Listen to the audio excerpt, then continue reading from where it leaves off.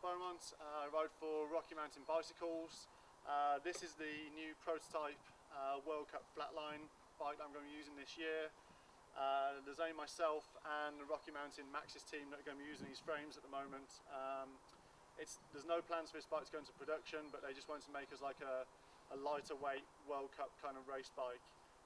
They've actually shaved approximately 2 to 3 pounds off the previous Flatline's frame weight, and then with some help from my other sponsors as well, we've actually got the frame weight down to below 40 pounds now, so really happy with how it's turned out. As you can see, over the previous Flatline, the back end is completely redesigned, and that's where a lot of the weight has been saved from.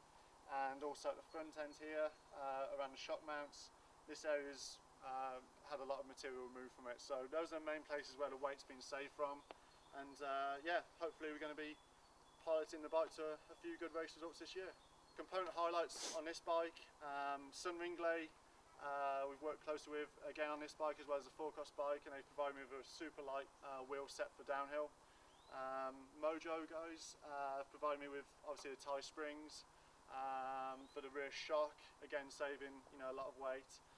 We've actually invested in quite a lot of titanium bolts ourselves as well, so every kind of bolt on here now is titanium or as light as we can make it. We're using the Raceface Atlas freeride crank instead of Diablos. Again, the Raceface guys are happy that this crank will be strong enough, and shaving quite a few more grams off there as well.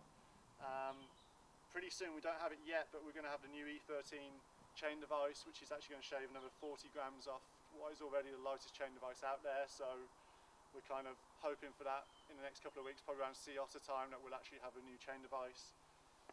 And other than that, it's all kind of pretty standard stuff really. There's nothing kind of too much more trick on here. I use like a carbon seat post from USE, which we've never had any problems with, so continue to use that. It's just a faultless piece. Like I say, it's all pretty much off-the-shelf stuff that you can go and buy, obviously with the exception of the frame. Yeah, so it's working well for me, and hopefully it'll be good for this year.